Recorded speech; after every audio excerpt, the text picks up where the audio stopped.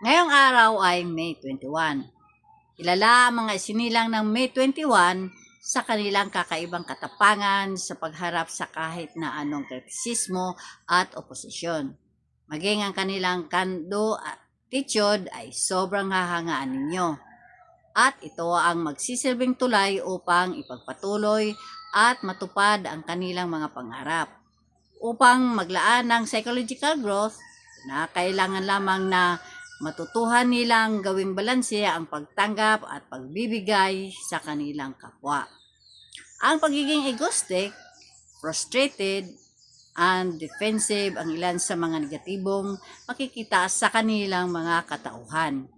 Samantalang, ang pagkakaroon ng sapat na self-confident, being bold, and capable ang mga positibo at kangahanga naman sa kanila.